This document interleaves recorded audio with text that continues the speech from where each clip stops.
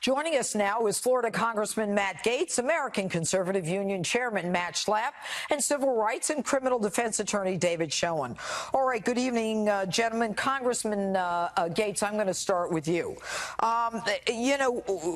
Underlying all of this, and the reason we're here is because we're finally getting the opportunity to see some of the documents, some of the text messages, some of the emails. And yet here we are in the middle of the summer, and we still don't have all of those requested documents from the DOJ and the FBI. What makes you guys think that Strzok is going to tell you anything and not claim the fifth? It's not the answers he gives, it's the ones he doesn't that seem to interest me the most. I'm particularly interested in Peter Strzok's interactions with Robert Mueller after Mueller found out about these text messages. And I think we'll learn a lot about the lack of curiosity that Mueller had in determining whether or not the bias of Peter Strzok, actually manifested in the official actions of the investigation. Now, Peter Strzok at one point was America's top spy catcher, so don't expect him to crawl into the fetal position and begin weeping. He will have his side of the story. I think largely he was dishonest and very opaque in his answers in his closed-door session. Okay, and Matt Schlapp, I mean, one of the things that you've been talking about is the fact that the Republicans haven't seemed to learn to step up and stand up for the president and for the party at large, and just kind of live and let live. I think we've really had a failure to understand. Republicans in Congress have had a failure to understand that oversight is one of the most critical things that they have to do constitutionally. They have the power of the purse. They fund these agencies. It's their job to make sure the money is being spent well. Judge, what we have seen with the abuses at the FBI make none of us happy because all of us respect the FBI. We know we need the FBI. But it's because we respect the FBI, when we see this type of wrongdoing, we have to stand up and say enough. But as citizens, we're not empowered to do much. It's Congress that's empowered to do what needs to be done. And I tell you, the Republicans in Congress, this is a real moment for them. They have to demonstrate to the country this had nothing to do with our national security in Russia. It has everything to do with never-Trumpers embedded at the top spots of the FBI and trying to impact that election, saying they will stop Donald Trump. If that is not enough for Republicans in Congress to say that they will take all the appropriate steps to end it, and DOJ has to do the same. They're not doing it. You know what? I'm tired of asking them to do it, to tell, finding out, when are you going to do it? When are you going to hold them in contempt? When are you going to? David Schoen. Now, you know the system better than anyone, all right? You say that when Strzok testified behind closed doors, there should have been some preconditions. What were they? Absolutely. First of all, we know from the Inspector General that we don't have a whole set of Strzok or Page's emails. We should have all of those. Congress must demand that they be produced. Judicial Watch is on to those kinds of things. But it's not, again, it's not just Strzok. Remember, what we didn't see in that Inspector General report was anyone at any point ever telling Strzok or his colleagues that their conduct was inappropriate. What I really want to see them get to is this meeting that Strzok told the IG about that he had with Page and with Andrew McCabe in McCabe's office, during which the agenda was Stop Trump. McCabe denies it, or he doesn't recall it. I want to get to the bottom of that. So how do we get to the bottom everybody's of it, got David? amnesia. David, how do we get to the bottom of it? Well, first of all, remember, Strzok's attorney has been boasting that Strzok is dying to testify openly at Congress, that he will testify, that he's an unfair victim here. One thing we know for sure is that there is no good answer to the emails that Strzok wrote. He's going to have to eat those. And that sets the agenda. And remember, that infected the whole process. You know, the IG found he can't determine whether bias infected the prosecutorial decisions. But remember, the prosecutor is only as good as the investigator. He or she makes his or her decisions on whether to prosecute based on the body of investigative material they're given. So people like Strzok decided what to go after, what not to go after, etc. They're in an essential position. And Congressman Gaetz, the frustration that I have and the viewers have is that, there are some guys like you, Jim Jordan and Ron DeSantis and Trey Gowdy most of the time. But we're not seeing a lot of action here. What can we expect as opposed to just saying bring him in?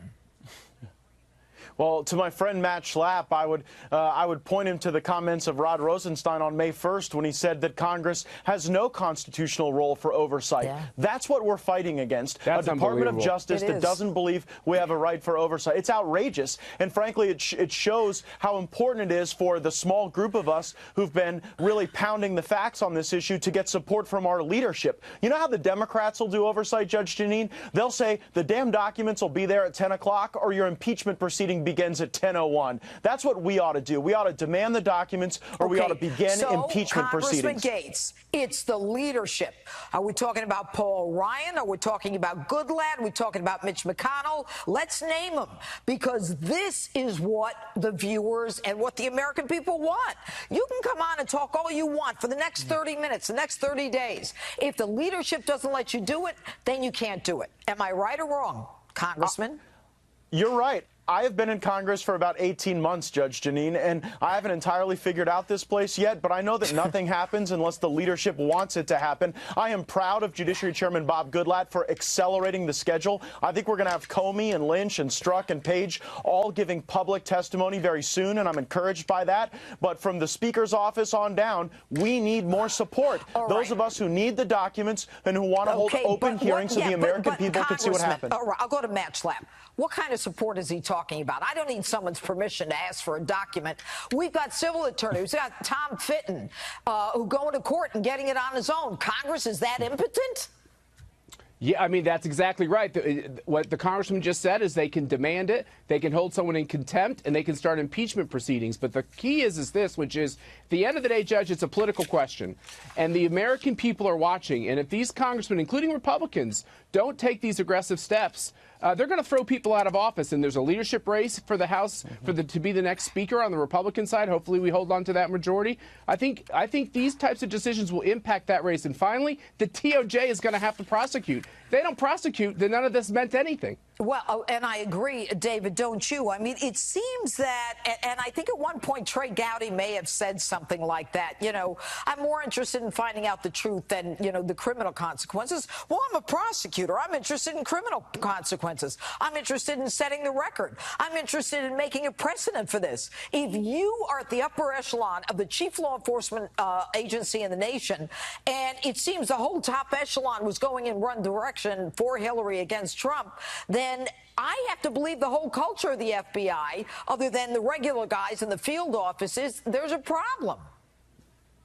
Look, it clearly reflects the culture. Let me say this. My father was an FBI agent. I grew up an FBI groupie. This is a huge blemish on the FBI. But it is a culture, and it also infects the prosecutors. Let me tell you this, Judge.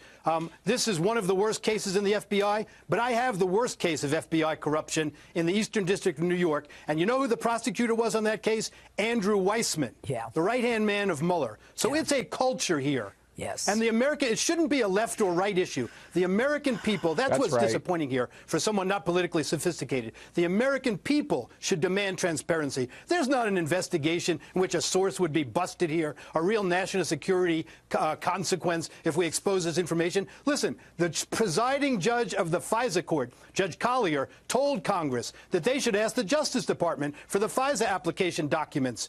Now, look, I think the judge also should exercise her supervisory capacity, given the wrongdoing we know with those applications, the misleading and the omissions. All right, I'll tell you guys what it comes down to, and I'll go to you, Congressman, we only have a few seconds left. It comes down to a prosecutor. I don't need to hear about this with all due respect to you, Congressman. I don't need to hear about this in an open session. I don't need to read all these emails. I need a real prosecutor to get in there and find out what the truth is and whether or not everything they said and did, which indicates a negative intent toward Trump, is acted upon. And Rod Rosenstein's not going to do it, and Jeff Sessions isn't going to do it. So is there justice, Congressman Gaetz, in the end? I don't think there will be if Jeff Sessions remains the Attorney General, and it is a sad thing to have to admit that, Judge Janine, but we have demanded a special prosecutor to make precisely the decisions that you just outlined, and Jeff Sessions has proven to be very captive to the deep state actors at the Department of Justice that seem to have him very flummoxed. All right, last words, Matt Schlapp. I'm more hopeful. I actually think the American people are appalled at this, and I actually think there are thousands of prosecutors at DOJ, and I think they're going to demand that something be done. If nobody is sitting in jail after this all happens, there's going to be a political revolt like we haven't seen for a long time. But there's no prosecutor who can do it without Rod Rosenstein, who convinced Jeff Sessions to recuse himself, who doesn't have the political will. I'll be polite tonight, doesn't have the political will to go in there and put together a grand jury. Well, maybe there'll be some David? changes. Maybe there'll be some changes. No, Go ahead, You're David. right, Judge, and you know about prosecutors. Yeah. You know about prosecutors. Look, it has to change from the top. I don't say the president should have to be the bad guy, but there shouldn't even be this crisis with Congress and contempt. Rod Rosenstein has to be removed. Look, he's running the Mueller investigation. Yeah. We know how broad that has gone now. And he got cute with Jim Jordan the other day when he was asked who told Strzok he couldn't answer these questions. He said, look, you know, I've got 15,000 employees. I don't know. He's just one. That's nonsense. The focus is on Strzok, and the FBI director and everyone else ought to be mortified at what has been uncovered now. Smart guy, David Schoen. Gentlemen, Congressman Matt Gaetz and Matt Schlapp, great segment. The Trump-bashing FBI agent who promised to come clean with the American people now says he does not want to talk. Peter Strzok, infamous for sending a series of text messages to his lover, Lisa Page, who was supposed to testify before Congress next week. But then he dropped this bombshell today, right before the holiday. Quote, given that the committee has proven it is playing political games, it no longer makes sense for us to keep playing along. In response, the committee issued a subpoena demanding he show up or be locked up. Jonathan Turley, constitutional law attorney and constitutional professor at George Washington University. Professor Turley, thank you for your time tonight. So, as we all recall, Strzok said, I'll be there. I will volunteer to testify and answer questions before Congress. And now they have to subpoena him. What changed? Well, I think a lot of people are confused, including myself. I actually agreed with Strzok's attorney when he objected that his client had been put through this long closed session, and then all these people are describing how he appeared and what he said. I do think that's sort of unfair. I've never liked that. And so he asked for that transcript to be made public, and I agreed that really should be the way it is done. I mean, it's in fairness to him. But then he also said he wanted to testify publicly, and that also made a lot of sense. This doesn't. I mean, to suddenly declare that, they're not playing by the rules, I'm not too sure what those rules are. They had a closed session. He asked for a public session. They want a public session. And now he's saying he won't do it. And part of the problem is that he is a public employee. It's true he was shown the door at Department of Justice, but he is still an employee of the federal government. An oversight committee is seeking his information on a matter of great national importance. I find it really quite troubling that an FBI agent, let alone someone with his seniority, would refuse that type of testimony. So what do you think him showing up, what does this hinge on, really? I mean, that was 11 hours behind closed doors that he answered questions, but according to some members of Congress, he didn't really answer a lot of the questions that they had. But he and his lawyers say turn over the transcript from that day, from those 11 hours. If they do that, does he then show up? Well, it doesn't sound like it. It sounds like this is a calculated move to force a subpoena. But the only reason you do that is in the hope that it could end up being elevated to some type of immunity grant, which would be, in my view, quite reckless by the committee. What is curious about that 11-hour session is that supposedly he refused to answer many questions that go to the heart of the IG investigation. I'm not even sure what the grounds were for him to refuse those questions, but there's every reason in the world to expect all the questions to be answered from this individual. There are maybe some privilege issues that have to be dealt with, but at this point, with so much water under the bridge, it is hard to imagine many relevant questions where he would continue to refuse to answer. The idea of his appearance was that we would finally get a full account. He said that he's been treated unfairly. Maybe he has, but the way to correct the record is to make a record. testify publicly, and we can see how you're being treated. And yes, the committee should release that transcript, in my view, in fairness to him as well. So ultimately, do you think we will see him publicly testify in that chair before members of Congress on Tuesday next week? Well, he's got to be careful about bearding this lion. If he now has a subpoena with his name on it, unless he wants a citation of contempt to follow, he's going to have to appear. Now, he can appear and say that he won't testify on the grounds that it might incriminate him, but that becomes problematic because he just testified for 11 hours. So I don't think he's in a good position, and I think he needs to appear. Interesting stuff. We will see where all of this goes. Professor Trilly, thank you. Thank you. FBI agent Peter Strzok was here on Capitol Hill answering questions for 11 hours, the last 90 minutes, in a classified section. He wasn't in front of a committee under oath, but he was giving a transcribed interview, and there are the same penalties if you lie to lawmakers and congressional investigators. Republicans remain convinced that political bias by Agent Strzok and others infected the Clinton email and the Russia investigations. And as you just noted, they emphasized that an FBI lawyer advised Strzok not to answer questions about an ongoing investigation. There were probably more times that they invoked that they didn't want to talk about an ongoing investigation than I would find appropriate. It's not acceptable. It's not in statute. It's certainly not something that the American people would find acceptable, and I certainly don't find it acceptable either. Throughout the 11-hour deposition yesterday, we had these impromptu briefings from Republicans and also Democrats. Democrats emphasized that they believe the interviews and the requests for records are really an effort to taint the Robert Mueller Russia investigation. Here's Elijah Cummings. Basically, what we have here are the Republicans spending quite a bit of time